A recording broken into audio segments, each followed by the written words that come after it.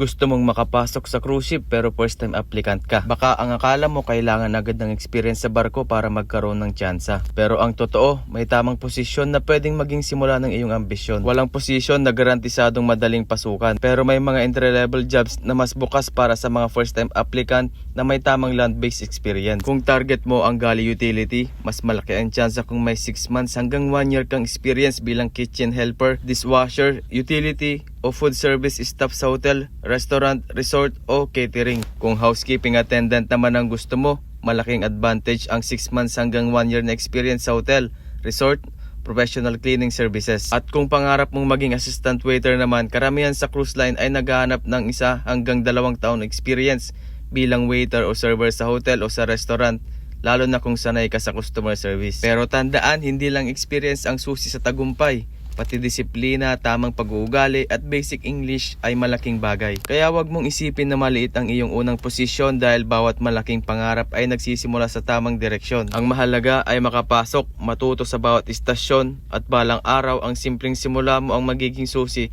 sa mataas na promosyon.